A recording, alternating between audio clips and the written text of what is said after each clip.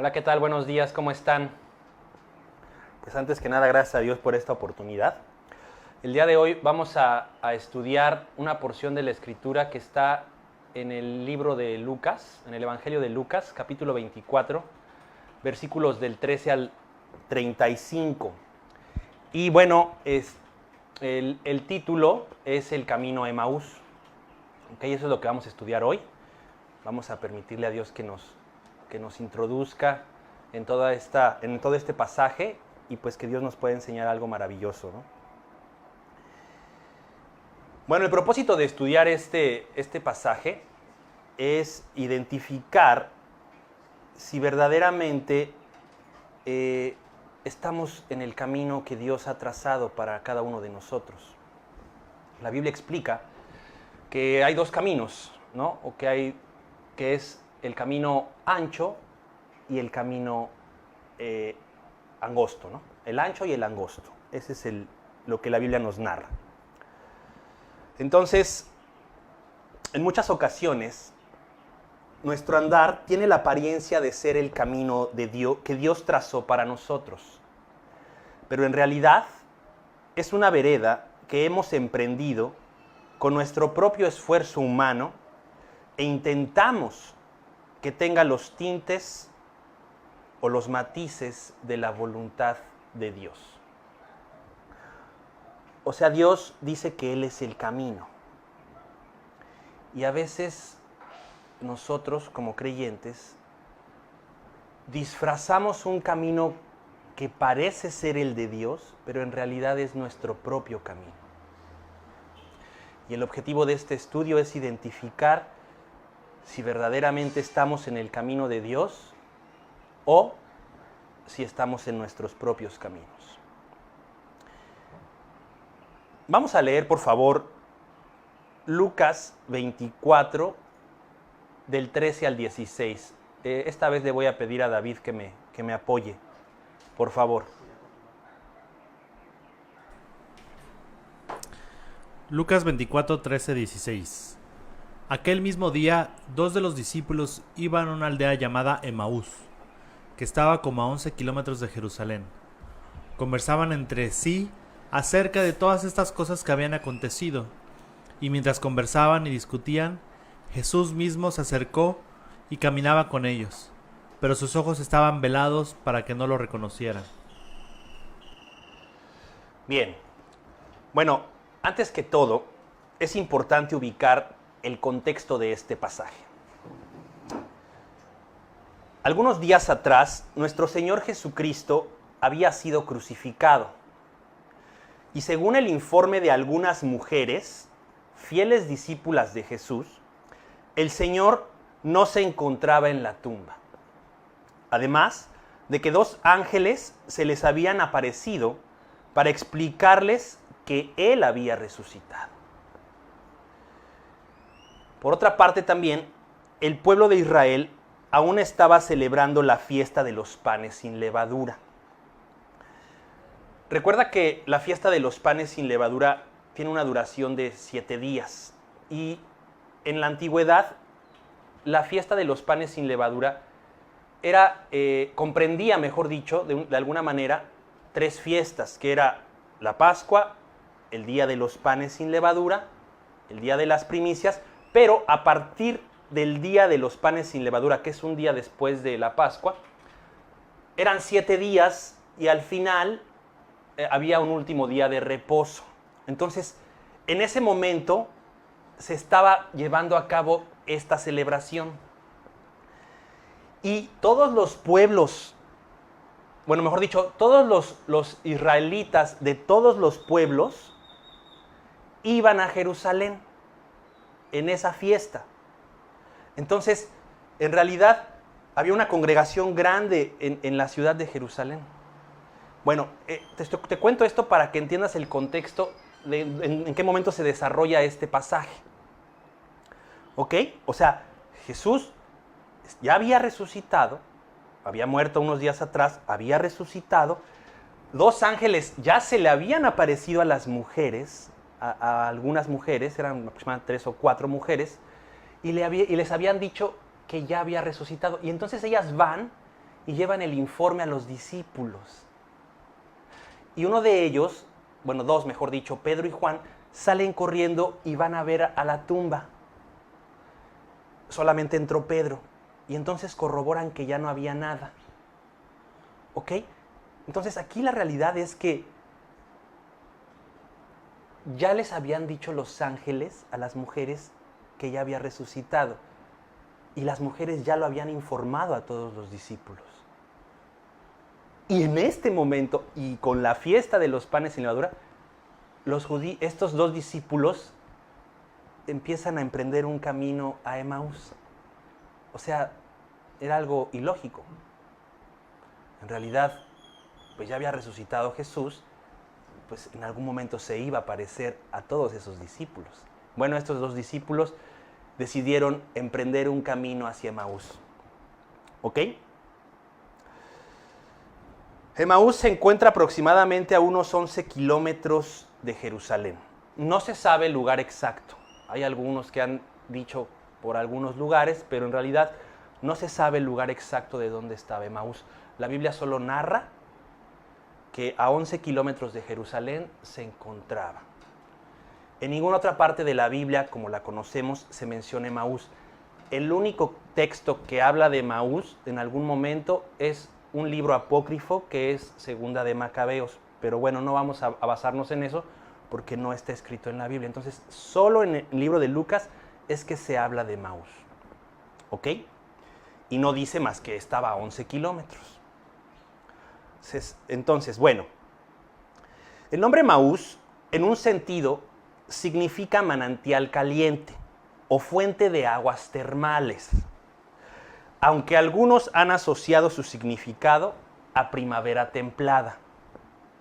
Independientemente del significado concreto, tenemos que ubicar que la relación espiritual que se le da a Emaús es que era una aldea que ofrecía comodidad, que ofrecía confort. Era un lugar cálido y agradable. Estos dos discípulos estaban buscando descansar después de todo lo que había acontecido. Seguramente estaban cansados, tristes, angustiados, temerosos de su porvenir, con muchas dudas, y pensaron que, yendo a un lugar tranquilo y cómodo, encontrarían el descanso que necesitaban.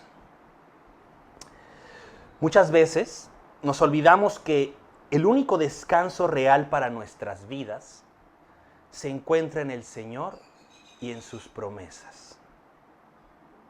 Jesucristo les había prometido a sus discípulos que resucitaría al tercer día. Y seguramente estos dos discípulos era algo de lo cual no estaban plenamente convencidos. Seguramente lo escucharon en algún momento. Si no directamente de las palabras de Jesús, seguramente en una plática con los amigos, con los otros discípulos, ya sabían que Jesús había prometido que Él resucitaría. Y además ya las mujeres habían dado el informe, ¿no? Entonces, de alguna manera, ellos no estaban plenamente convencidos de que esto ya fuera cierto. Porque por esa razón empezaron a emprender un camino a Emaús. Yo quiero que te imagines el contexto de ese momento y que tú te pongas ahí, que cuando estés reunido con tus discípulos te digan, es que ya resucitó Jesús.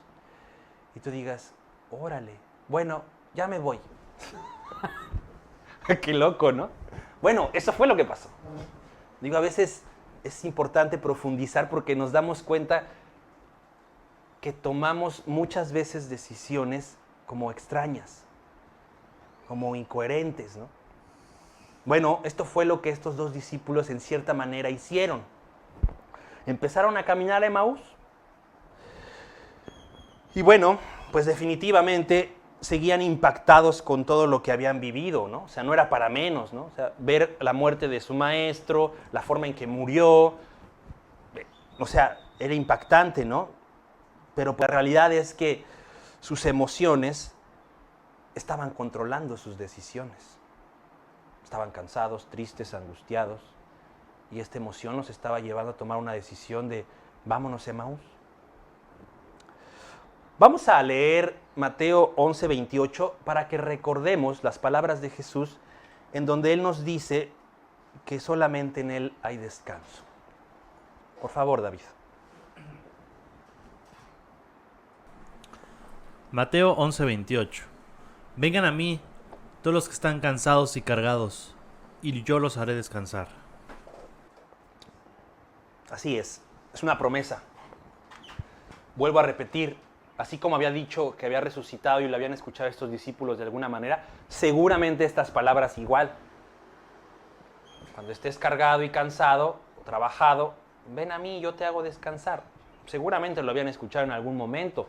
Durante los 3 años o 3 años y medio del ministerio de Jesús, independientemente que si estuvieron desde el principio o se adhirieron en algún momento, seguramente estas palabras, o personalmente por Jesús o por algún otro discípulo, ya las habían escuchado. Y bueno, según lo descrito en el pasaje, estaban conversando sobre lo que le había sucedido a Jesús. Pero era una realidad que no tenían muy claro lo referente a la resurrección de Cristo.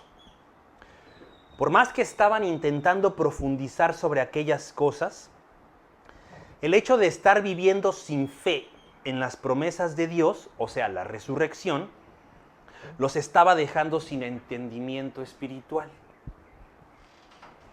Mientras ellos conversaban y discutían sobre el tema, nuestro Señor Jesucristo se les acercó de una manera repentina y empezó a caminar junto a ellos. Desafortunadamente, ellos no pudieron percatarse quién era el que se les había acercado. Y todo esto debido a su falta de fe, por lo cual sus ojos estaban velados y sin entendimiento. Qué maravilla, ¿no? O sea, imagínate, estos 2 discípulos, en sus emociones tristes, dicen, vámonos, Emaús, ya estoy cansado, no entiendo nada de lo que ha pasado, vámonos. Y entonces empiezan a caminar hacia allá, discutiendo de aquello que no entendían, pero obviamente sin duda estaban impactados por todo, y de repente, un visitante, un forastero, se les cruza en el camino y los empieza a escuchar. Y empieza a caminar junto a ellos. Pienso en esto y muchas veces uno va en su vida platicando, pensando, incluso de su boca saliendo cosas sobre el Evangelio, sobre Dios, sobre la Biblia, pero en realidad sin fe. Hablando porque sí, pensando porque sí, sin entender nada. Pero es maravilloso cómo vemos que Jesús se acerca a estos discípulos, tomando la iniciativa y empieza a caminar junto a ellos. Aunque iban a un camino que no tenía nada que ver, y aún así Jesús se acercó y empezó a caminar a su lado. Qué increíble. Y entonces ahí van, ¿no? Imagínate, van caminando. Bueno, hay ocasiones en que los creyentes vamos en camino a Emaús, buscando un lugar en donde podamos descansar y disfrutar de nuestra vida. Pero lo peor es que en esa vereda empezamos a justificar nuestra falta de fe. O sea, los discípulos estaban discutiendo en el camino, como si supieran algo, ¿no? En realidad no entendían nada, pero ellos tratando de explicarse las cosas, ¿no? Justificando su falta de fe en el camino. Y esta justificación de fe de nosotros los creyentes luego llega a tal punto que incluso disfrazamos nuestra vida espiritual y la aparentamos con acciones y formas de expresar cristianas, con el objetivo de justificar nuestra lejanía de Dios y nuestra falta de entrega. ¿A qué me refiero con esto? Mira, hay veces que sabemos que lo que estamos haciendo está mal. Y justificamos nuestro pecado. No renunciamos a nuestro orgullo. Aparentamos que todo está bien. Honramos a Dios de palabra, pero no de hecho. Queremos que todo el mundo se dé cuenta de lo espiritual que somos. Exhibimos nuestras vidas para que nos honren, como demostrándole al mundo que todo está en orden, que tengo una familia increíble, que hablo de Cristo. Hacemos aparentes obras espirituales, tales como compartir el Evangelio, como discipularme, como decir gracias a Dios, como cuando pedimos un momento de oración y todo el mundo dice, sí, sí, vamos a orar, y terminas de leer el mensaje y no oras. Pero ponemos una manita de 1000 oraciones. Y todo esto para justificar nuestros pecados y nuestros vicios. Como tratando de compensar a Dios nuestra falta de entrega. ¿A qué me refiero realmente? A la hipocresía. Obviamente, si tu vida es increíble y la estás exhibiendo, pues qué bueno, ¿no? Pero me refiero a que si en el fondo a lo mejor en tu vida no es lo que debiera ser y tratas de demostrar que realmente es algo increíble, pues hay un problema y es una justificación de tu falta de entrega a Dios.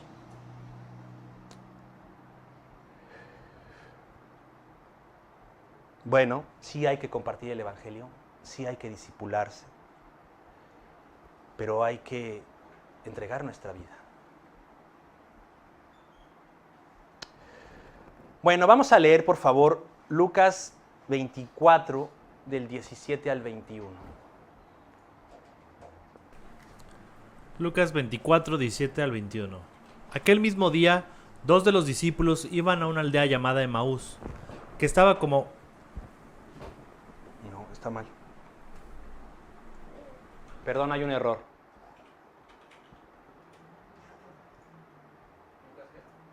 ¿24 del 17 al 21?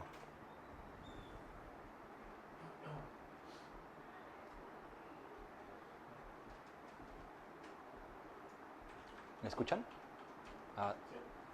Perdón, hay una confusión. Ahorita vamos a acomodar el versículo correcto.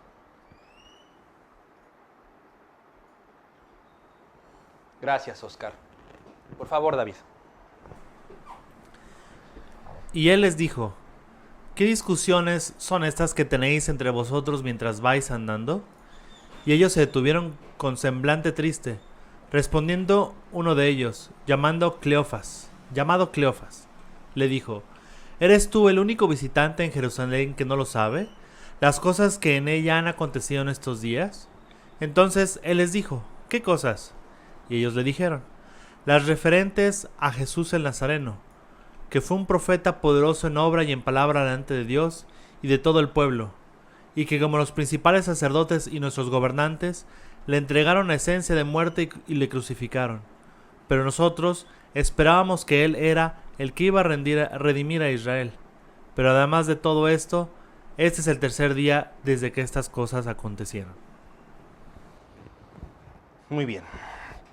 Es interesante ver cómo es que aunque estos discípulos van por su camino sin ningún tipo de entendimiento, como habíamos comentado hace un rato, nuestro Señor Jesucristo es quien empieza a hablar con ellos para ayudarles a entender todo lo referente a Él.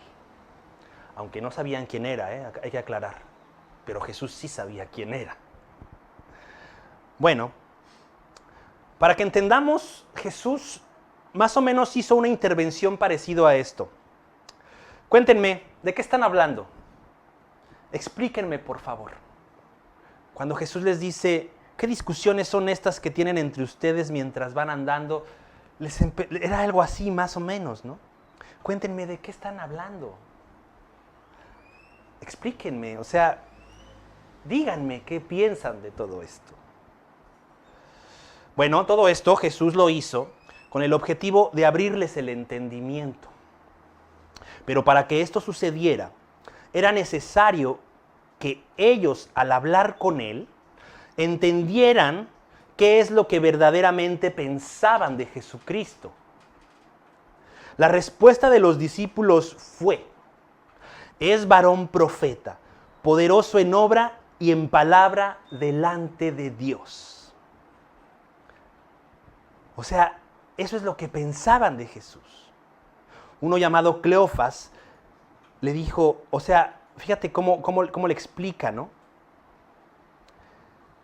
Las referentes a Jesús el Nazareno, que fue un profeta poderoso en obra y en palabra delante de Dios y todo el pueblo.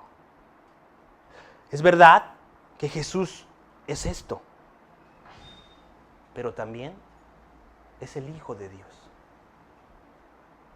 Es Dios mismo hecho carne. Estaban diciendo verdades, pero no habían llegado a la profundidad de entender quién era Jesús realmente. Había dudas, había confusión, sus temores todavía les impedían ver claramente. Bueno, Jesús les hace una pregunta clara y concreta. ¿Qué cosas? ¿Qué cosas? Esta pregunta por sí sola revelaría claramente qué es lo que en verdad creían. La respuesta de los discípulos tenían verdades profundas, pero faltaba el reconocimiento claro y conciso de quién era verdaderamente Jesús. Es verdad, que sabían sobre su muerte y su crucifixión. Incluso entendían en cierta manera que Él era el Salvador. Y por si fuera poco, decían que ya habían pasado 3 días de su muerte. Pareciera que en verdad creían y tenían fe en las palabras dichas por Jesús. Pero en los siguientes versículos veremos claramente que no era tan cierto. Vamos a leer, por favor, David, Lucas 24, del 22 al 24. Lucas 24 del 22 al 24. Y también algunas mujeres de entre nosotros nos asombraron, pues cuando fueron de madrugada al sepulcro y al no hallar su cuerpo, vinieron diciendo que también habían visto una aparición de ángeles que decían que él vivía. Algunos de los que estaban con nosotros fueron al sepulcro y lo hallaron tal como también las mujeres habían dicho, pero a él no lo vieron. Estos discípulos claramente narraron los hechos de las cosas que habían acontecido después de la resurrección de Cristo. Pero es evidente que no estaban creyendo, ya que su asombro no los dejaba ver espiritualmente, sino que necesitaban de una evidencia física para poder creer. El hecho de que hayan decidido caminar para la aldea de Emaús confirmaba que no creían que Jesús había resucitado. Si ellos estuvieran esperando la aparición de Jesús después de resucitar, de ninguna manera se hubieran movido de Jerusalén. Se hubieran quedado con los demás discípulos esperando la manifestación corporal de Jesucristo. Ellos estaban buscando, en un sentido, quitarse de todo el pesar que sentían. Añoraban un lugar que les diera descanso. Deseaban un manantial caliente, una fuente de aguas termales, y pensaban que un lugar como Emaús les podía ofrecer todo esto. Cuán equivocados estamos al pensar que algo diferente a Dios puede traernos descanso a nuestra alma. Nada puede ofrecernos lo que Dios nos da. Pero lo triste es que el problema es más profundo de lo que aparenta ser. Porque incluso creemos que lo aparentemente bueno puede darnos lo que solo Dios nos da: paz, amor, fe, esperanza y santidad. Muchas veces ponemos toda nuestra esperanza y pensamos que la paz puede provenir de nuestro matrimonio, o que puede provenir de mi esposo o de mi esposa, de mis hijos, de la compra de una casa, de un carro, de un buen trabajo, de la sabiduría y el conocimiento, del reconocimiento de mis logros personales, de las amistades. Y aunque todo esto en sí no es malo, el problema es que nada de esto nos da la vida eterna ni la paz. Ponemos en el lugar de Dios cualquiera de estas cosas. Y tú dirás: wow, qué honroso es el matrimonio. Sí, definitivo. Wow, mi esposo, mi esposa. Daría la vida por mi familia, dicen algunos. No, por mis hijos sí, sin pensarlo. Te voy a decir una verdad. Todos ellos te van a fallar. Y tú, si eres esposo, padre, lo que sea que seas, amigo, también les vas a fallar. Siempre va a pasar. Es más, lo voy a decir en broma porque así digo las cosas. Pero a la persona que más le fallo además de Dios es a mi esposa y a mi hijo.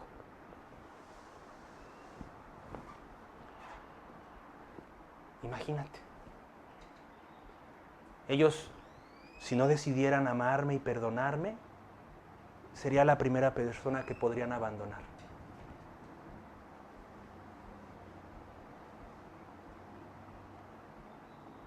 Y pensamos que podemos poner la esperanza en mi esposo, en mi esposa. Es que mi esposo es mi guía. No, mujeres, tu guía es Dios. Es que mi mujer es mi complemento. Hombres, tu complemento está en Cristo. Nosotros como matrimonio ahora somos uno solo y vamos por un solo proyecto. Ni siquiera somos un complemento, ni siquiera soy la guía de la otra persona. Es verdad que Dios me instituyó como cabeza, pero en realidad mi cabeza es Jesús. En realidad mi esposa sigue a Jesús. Debe seguir a Jesús. Y yo debo buscar todo mi complemento en Jesús, no en mi esposa. Y mucho menos poner mi esperanza en mis hijos, en que sean buenos hijos. Yo les daré toda la enseñanza que, con todos mis errores, pero tendré que darles la enseñanza que Jesús me ha dado a mí. Y ellos en algún momento decidirán. No puedo poner mis esperanzas en que mi hijo sea alguien o vaya a ser alguien. Ahora, mucho menos en un trabajo, en una casa. O sea, olvídate. Ni en los amigos, cara. Que es bueno tener amigos. Es muy bueno, definitivo. La Biblia nos exhorta a ser amigos. Pero ni ahí podemos encontrar nada. Yo creo que yo soy el peor amigo que puede haber en esta vida. Pero bueno, ahí vamos, como creyentes, pensando que podemos encontrar algo que solamente Dios nos puede dar. Así es. Bueno, vamos a leer, por favor, David, Lucas 24 del 25 al 28. Por favor. Lucas 24 del 25 al 28. Entonces Jesús les dijo: Oh insensatos y tardos de corazón, para creer todo lo que los profetas han dicho. ¿No era necesario que el Cristo padeciera todas estas cosas y entrara a su gloria? Comenzando por Moisés y continuando con todos los profetas, les explicó lo referente a él en todas las escrituras. Se acercaron a la aldea donde iban y él hizo como que iba más lejos. Qué palabras tan profundas y duras, pero llenas de amor de parte de nuestro Señor Jesucristo. Les está diciendo que no tienen sensibilidad hacia las cosas de Dios, que solo están pensando en ellos mismos, que sus emociones no les permiten ver con claridad lo revelado en las Escrituras. ¿Qué? Que era necesario que el Cristo padeciera todas estas cosas y entrara en su gloria. Les está diciendo claramente quién era Jesús. No que solo era un profeta o alguien importante, sino que era el Mesías, el Hijo de Dios, el escogido, el ungido de Dios el Padre. Es maravilloso ver cómo es que se los explico. ¿Cómo? Con la Biblia, con las Escrituras, desde Moisés y continuando por los profetas. Sí, la única manera en que Jesús puede ser revelado es en la Biblia, es en las Escrituras. No hay otra forma. Dios puede aparecerse frente a ti en este momento y no lo reconocerías, sino que necesitas que la Biblia tome el control de tu vida y se vuelva la fuente de tu alma. Imagínate. Dice la Biblia que de Jerusalén a Emaús eran 11 kilómetros. Iban con chanclas porque no había tenis ni zapatos. Y caminaron 11 kilómetros. Pon tú que Jesús se les apareció por ahí del kilómetro 3 o a la mitad, no sabemos. Vamos a pensar. Bueno, los que corren sabrán, digo, como aficionado hablo, los que corren como aficionado sabrán que en el mejor de los casos unos 10 kilómetros pues los harán en 50 minutos, no sé, ¿no? Claro, los que compiten los hacen en 24, 26, 30 minutos, pero bueno, hablando de un aficionado, pues 50 minutos a lo mejor. Bueno, 11 kilómetros caminaron con chanclas. ¿Se imaginan todo el tiempo que tuvieron para que Jesús les explicara? Desde Moisés, continuando por los profetas. Se les explicó todo. En el versículo 28 se nos narra cómo es que al acercarse a la aldea donde iban, Jesús hizo como que iba más lejos. En realidad, él ya no tenía más que decirles.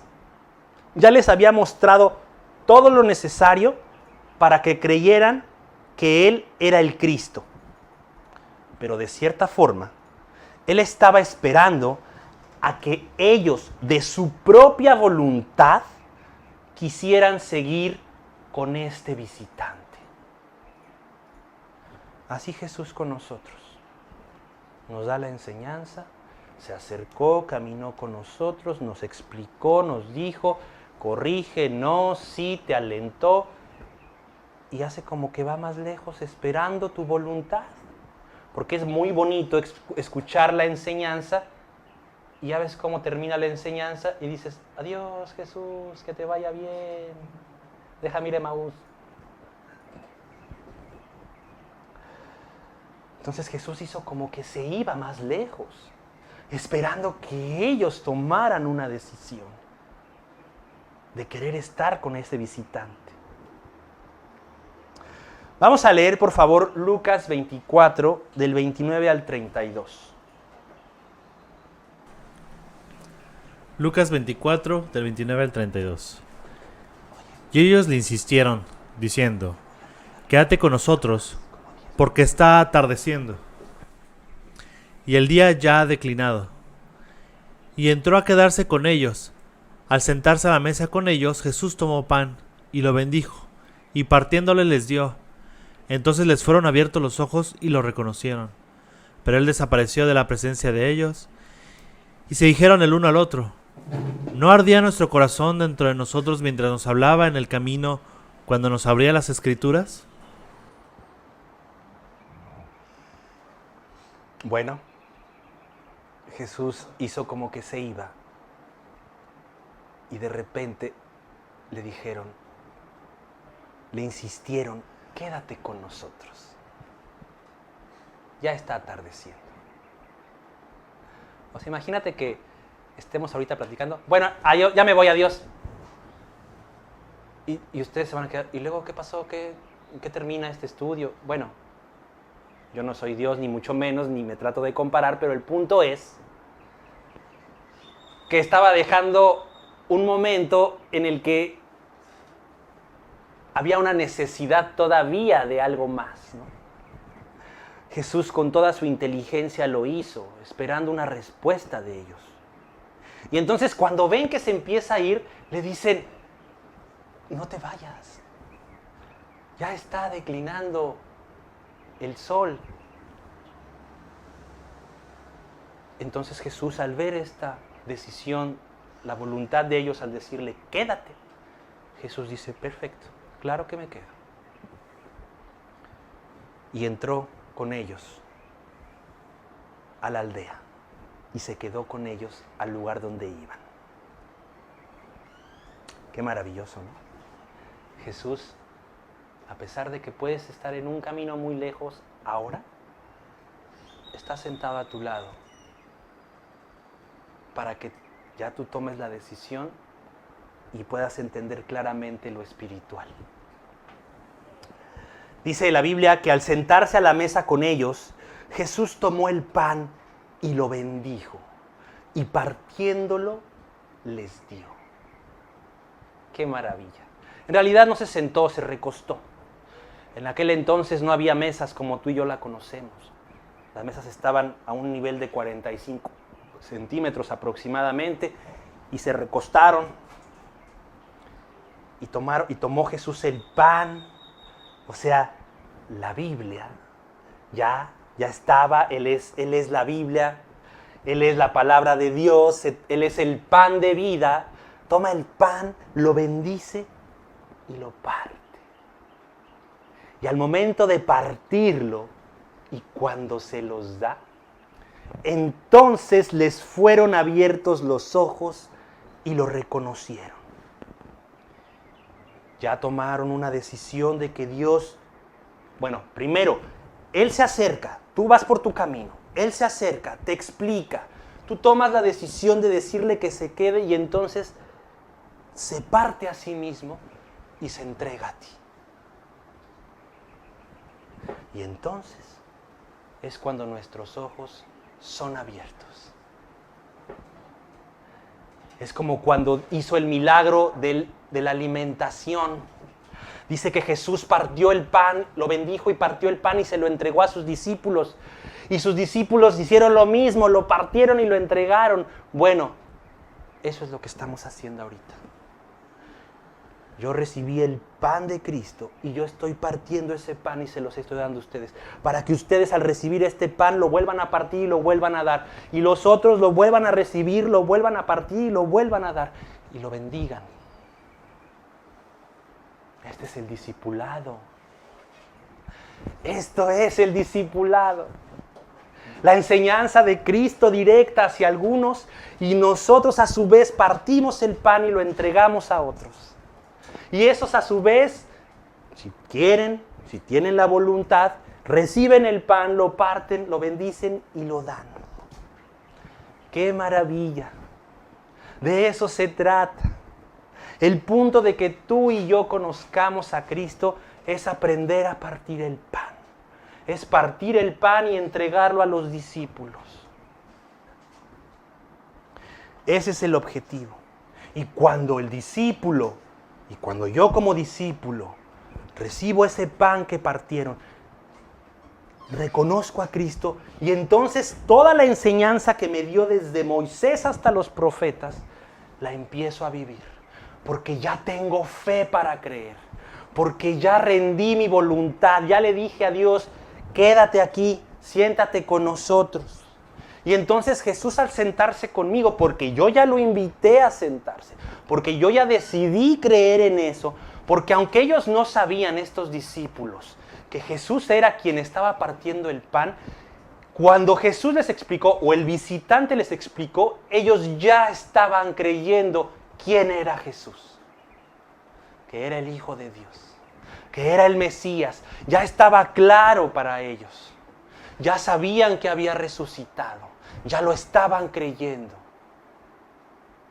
Por eso es que Jesús pudo partir el pan y se los pudo dar.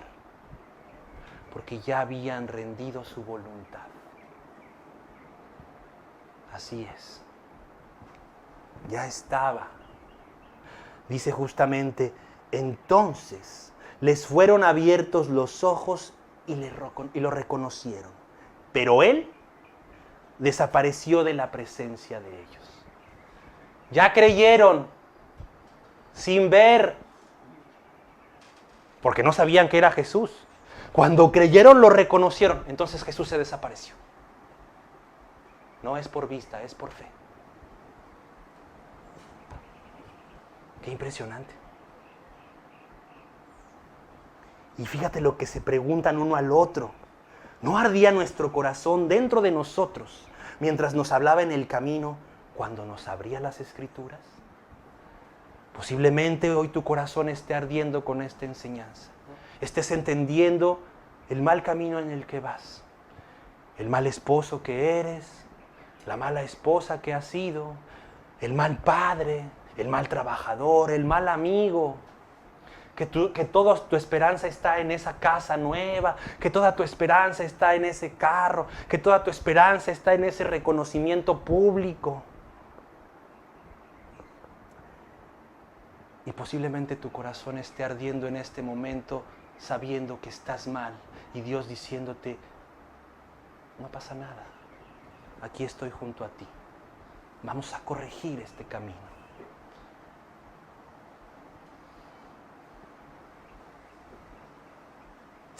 Vamos a leer, por favor, Lucas 24, del 33 al 35. Lucas 24, del 33 al 35. Levantándose en esa misma hora, regresaron a Jerusalén, y hallaron reunidos a los 11 apóstoles y a los que estaban con ellos, que decían: es verdad que el Señor ha resucitado y se ha aparecido a Simón. Y ellos contaban sus experiencias en el camino y cómo lo habían reconocido al partir el pan.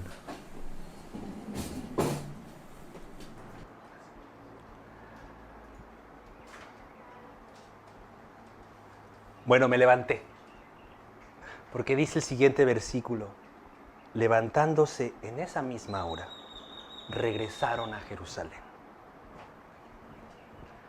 Dijeron, ¿qué estamos haciendo en Emaús? ¿En qué momento? Imagínate, caminaron 11 kilómetros, ya se estaba oscureciendo, y en esa misma hora, no dijeron, bueno, mañana vamos a descansar un ratito y ya mañana vamos, ¿no? En esa misma hora, regresaron a Jerusalén. En esta misma hora podemos regresar a Dios. Y cuando regresaron, hallaron reunidos a los 11 apóstoles y a los que estaban con ellos. Ahí estaban los discípulos que estaban creyendo. Así como hay muchos discípulos que nos están esperando al momento en que empecemos a creer. Ellos están creyendo, están en Jerusalén, están confiados en las promesas de Dios, están esperando al Mesías todo el tiempo. Y muchos de nosotros en camino a Emaús.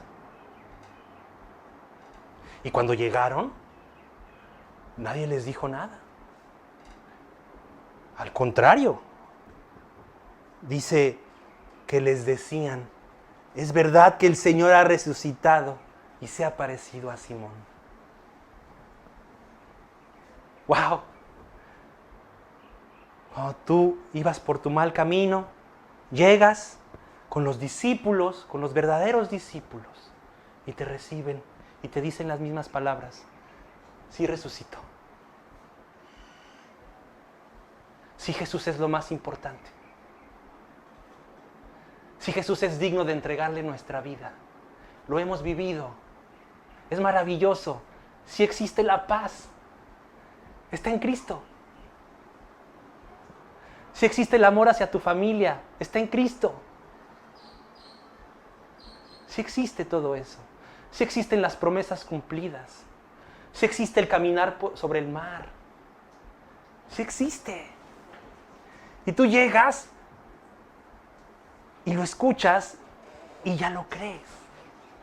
Porque antes, cuando alguien escuchabas que compartía las maravillas que Dios había hecho en él, como que te quedabas así sacado de onda. Y no le querías creer. O te daba envidia. Porque tú no podías experimentar eso. Pero en realidad, los discípulos, cuando los vieron llegar, no les dijeron, ¿qué pasó? ¿Por qué estabas en Emaús? ¿Qué te pasa?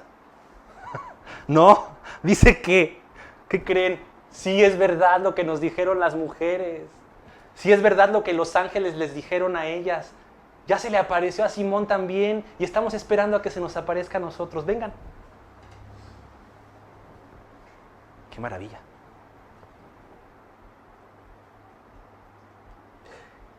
¿Y qué crees que pasó después? Que ellos empezaron a contar sus experiencias en el camino y cómo lo habían reconocido al partir el pan. No te puedes callar. Cuando realmente has experimentado el creer y confiar en Cristo, no te puedes callar.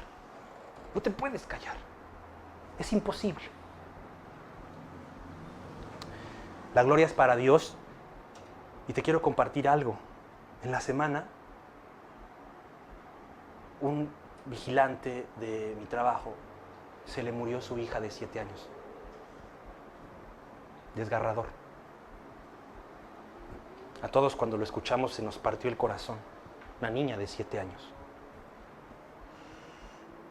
De un tumor que le detectaron en ese momento, no hay nada que hacer, a los 2-3 días murió. Impresionante.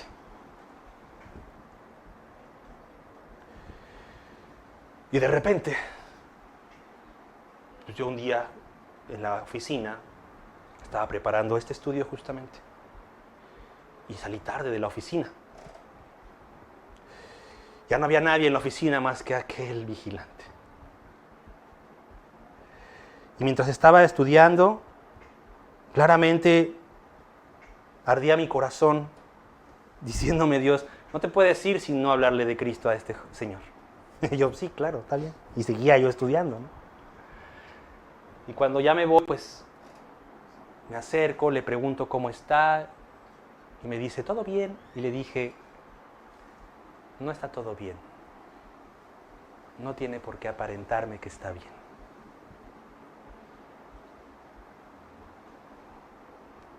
Suficiente para que se quebrara. Y le compartí con el camino de Emaús.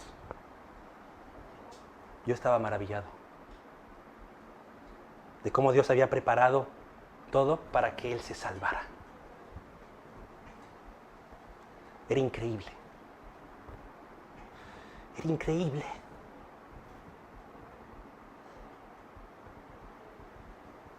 Ver cómo una persona se estaba rindiendo a Dios.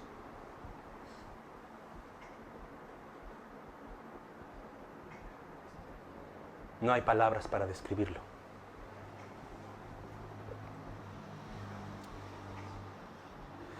Bueno, es tiempo de partir el pan.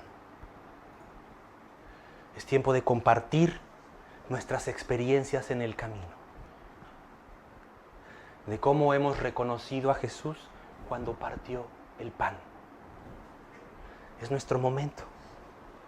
Somos esos 2 discípulos en camino a Emaús que hemos sido encontrados. Y Jesús va caminando al lado de nosotros. Y Dios en su amor se ha acercado y nos quiere restaurar. Pero también, Emaús puede significar el camino por el que toda la humanidad va, sin entendimiento de Dios. Hablando de Dios sin entender nada. No sabiendo que verdaderamente la humanidad y ellos viven separados de Dios. Y posiblemente tú que nos estés escuchando por primera vez o incluso lleves años escuchándonos, a lo mejor nunca has rendido tu voluntad a Dios. Y para que tú puedas rendir tu voluntad a Dios y poder contar las experiencias del camino, es necesario aceptar que vives separado de Él. La Biblia, en el libro de Romanos, capítulo 3, versículo 23, nos explica las siguientes palabras. Por cuanto todos pecaron y no alcanzan la gloria de Dios. Hay una palabra maravillosa aquí. Dice, todos. Por cuanto todos pecaron y no alcanzan la gloria de Dios. O sea, no van a alcanzar la resurrección para vida. Así es. Este es el primer paso para reencontrarte con Dios. Este es el primer paso para que Dios te encuentre. Aceptar que vives separado de Él. ¿Cómo te salvarán si no estás perdido? Debes reconocer que no alcanzas la gloria de Dios por ti mismo. Y en Apocalipsis 21:8 nos narra las siguientes palabras. Pero los cobardes, incrédulos, esta palabra incrédulos en realidad puede significar los que no son dignos de confianza. Pero los cobardes, los que no son dignos de confianza, los abominables, asesinos, inmorales, hechiceros, idólatras y todos los mentirosos tendrán su herencia en el lago que arde con fuego y azufre, que es la muerte segunda. La única manera de ser digno de confianza para Dios es teniendo a Jesucristo en tu vida. No hay otra manera. Fíjate cómo nos da una lista de los pecados. Y por si fuera poco, al final nos dice, y todos los mentirosos. Ya, sin duda todos estamos englobados. Y si tú te osaras a decir, no, yo nunca he mentido, pues ya estás mintiendo. Entonces, en realidad, este grupo no intenta que veamos dónde estamos. Intenta que entendamos que somos todo eso y más. Entonces, por una parte, si tú aceptas que estás separado de Dios por haber pecado, vas a entender que al estar en esta lista, tu herencia es el lago que arde con fuego y azufre, que es la muerte segunda. Es el infierno. El infierno será echado eternamente a la muerte segunda y eternamente morirá. Eternamente vivirá separado de Dios. Morir no significa que ya dejó de existir. Morir significa separación. La muerte segunda es la separación eterna de Dios. Él nos creó eternos. Y así como hay vida eterna, hay muerte eterna. Cuando el hombre decidió rebelarse y cuando tú conscientemente decidiste pecar, te separaste de Dios. Y el resultado es no alcanzar su gloria. Y lo que vivirás es la muerte eterna, el lago que arde con fuego y azufre. Bueno, Dios, definitivo, pensó en nosotros y en cada uno de los que escuchamos en este momento para hacernos entender que hay una solución. Pero esa solución no puede llegar si no aceptas estos primeros pasos. No hay manera. Fíjate cómo, así como Jesús les explicó a los discípulos que iban en camino a Emaús, a nosotros ya nos ha explicado todo. Que vivimos separados, que vamos hacia otro camino, y se ha acercado y nos empieza a compartir todo esto. Y entonces vamos a leer, por favor, Hechos capítulo 3, de los versículos 18 al 20, e incluí el 18 porque fíjate qué maravilla. Dice, pero Dios ha cumplido así lo que anunció de antemano por boca de todos los profetas, que su Cristo debía padecer. Por tanto, arrepiéntanse y conviértanse, para que sean sus pecados borrados, a fin de que tiempos de alivio vengan de la presencia del Señor. Y Él envía a Jesús, el Cristo designado de antemano para ustedes. Así es. Dios, en su infinita sabiduría y amor, sabía que ibas a fallar.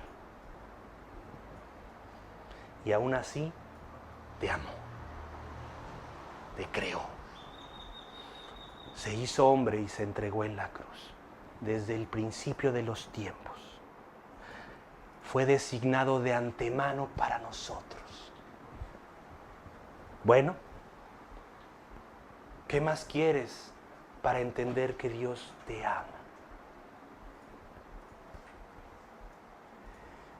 Así que tienes una oportunidad, confesar tus pecados y arrepentirte. Vamos a leer Proverbios 28:13, por favor. El que encubre sus pecados no prosperará, pero el que los confiesa y los abandona hallará misericordia. Bueno, así como los discípulos de Emaús, cuando entendieron, dejaron la aldea y fueron a Jerusalén. Así nosotros, así tú, si no conoces a Cristo, tienes que confesar tus pecados, no encubrirlos, y así, abandonando esos pecados, o sea, regresando a Jerusalén, dejando Emaús, regresando a Jerusalén, solo así alcanzarás misericordia. Ese es el punto. El verdadero arrepentimiento nos lleva a dejar lo que estamos haciendo mal.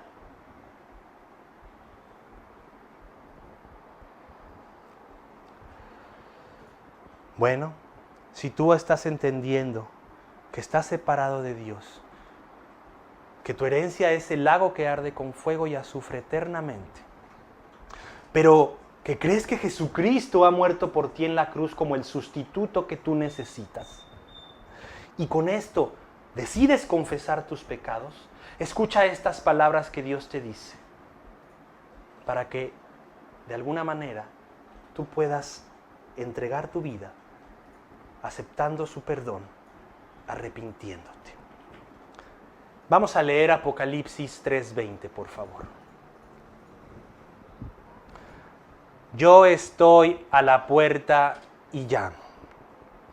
Si alguien oye mi voz y abre la puerta, entraré a él y cenaré con él y él conmigo. Bueno, más claro no se puede explicar. Si alguien, quien sea, está escuchando la voz de Dios,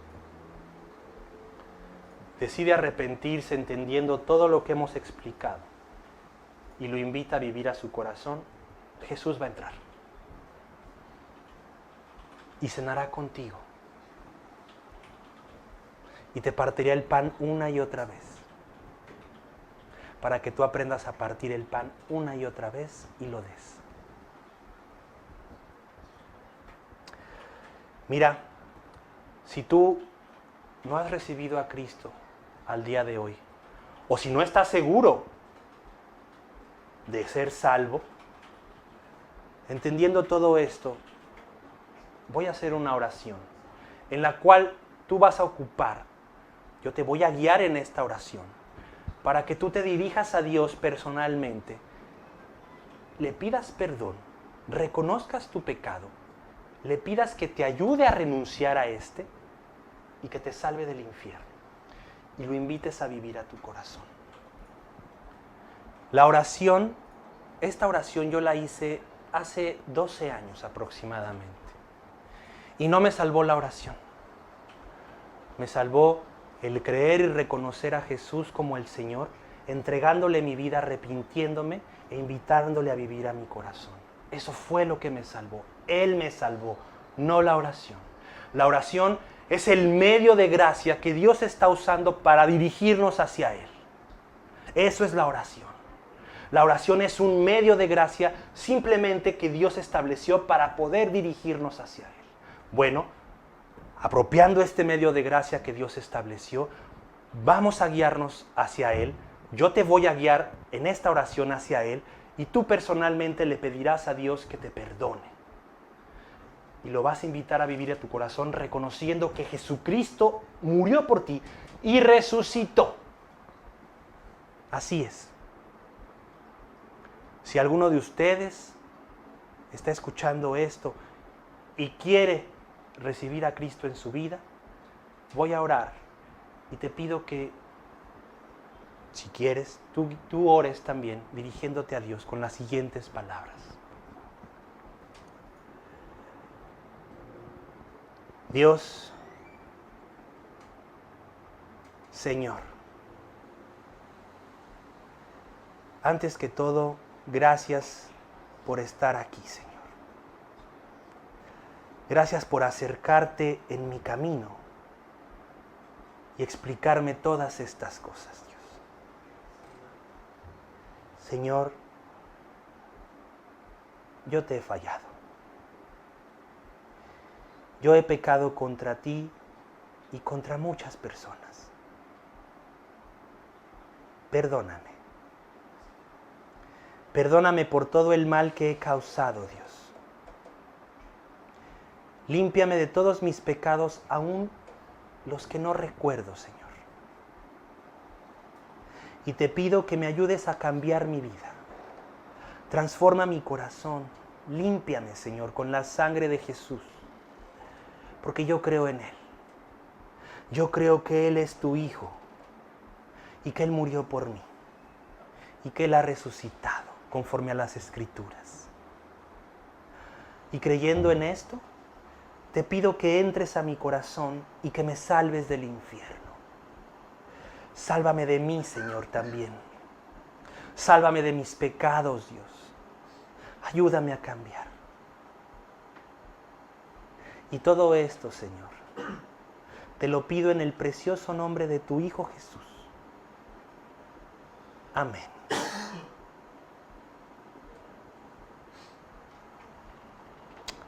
Bueno, si alguno de ustedes ha recibido a Cristo esta mañana, gracias a Dios. Solo quiero que escuches una promesa que Dios tiene para ti si tú te has reconciliado con Él. Vamos a leer, por favor, el Evangelio de Juan, capítulo 1, versículo 12.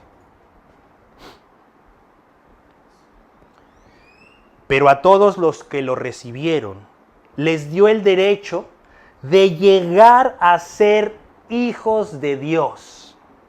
Es decir, a los que creen en su nombre.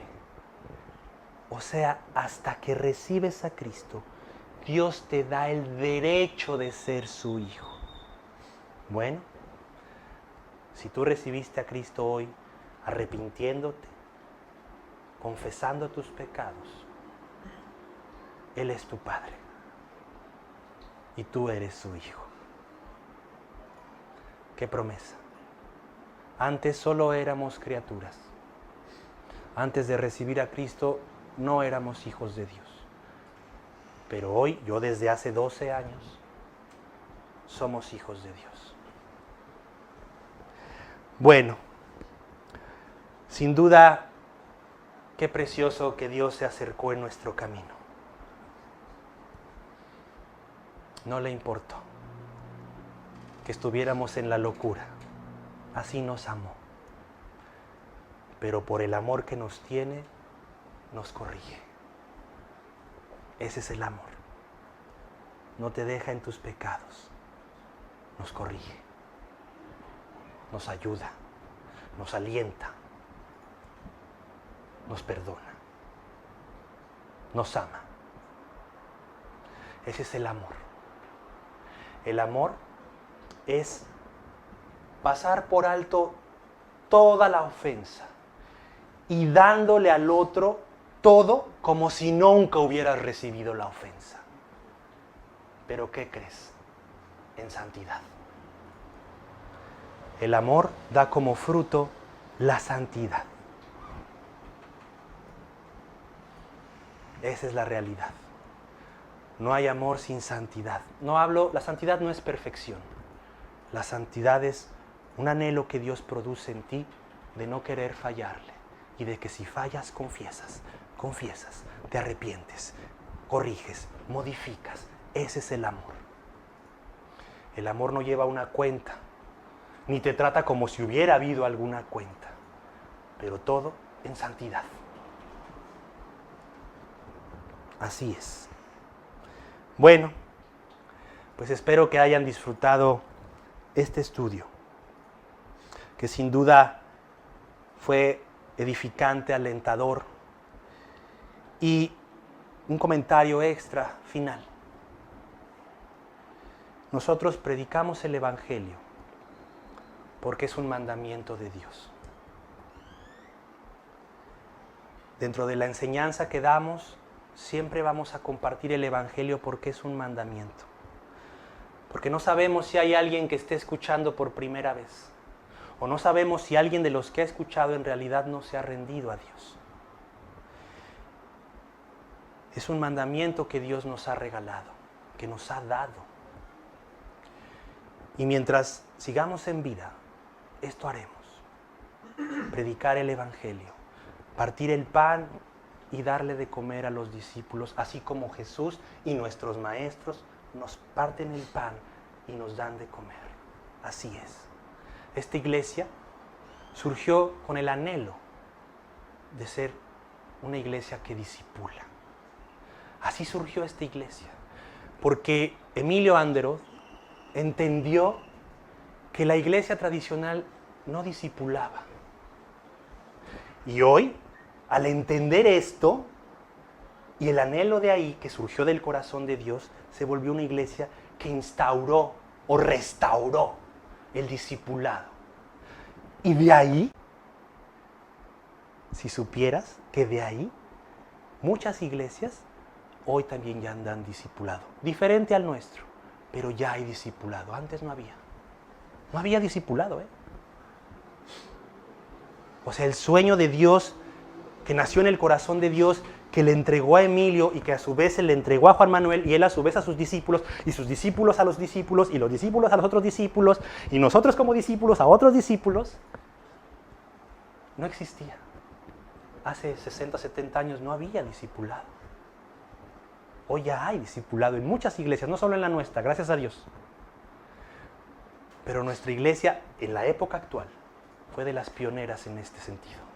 ¡Qué maravilla! ¡Qué privilegio! No somos mejores, somos privilegiados. ¡Qué maravilla! Agradecidos, tenemos que rendirnos. Bueno,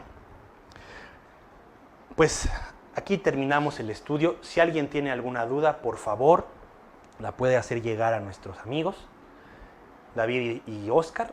Y si no, pues vamos a dar gracias. Doy gracias yo y ahorita le pasamos el micrófono a Rodrigo, ¿no? Amado Jesús, Dios, gracias por este tiempo. Dios, cuán lejos caminamos de ti muchas veces. pero en tu amor nos restauras. Gracias, Dios. Gracias por tu amor, por tu paciencia. Ayúdanos, Dios, a ser agradecidos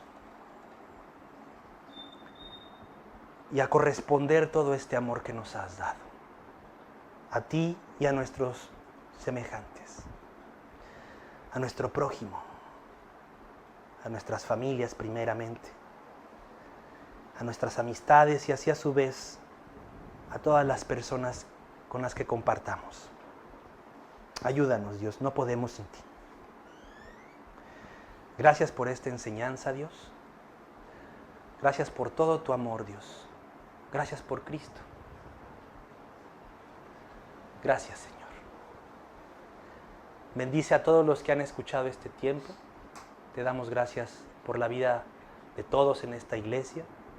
Te pedimos por Rodrigo, por su familia, Dios, por esta nueva etapa, Dios, en sus vidas.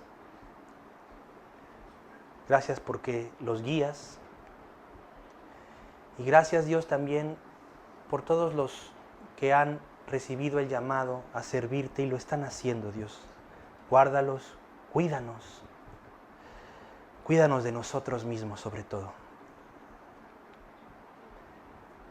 Alienta nuestro corazón todo el día y a cada momento, Señor. Te pedimos por más discípulos, porque haya manos que se levanten a querer servir y quieran ser maestros de la Biblia y poder seguir multiplicando esta iglesia, Dios. Gracias, Padre. Haz tú el trabajo, no nosotros. Te lo pedimos en el precioso nombre de Jesús nuestro Señor. Amén.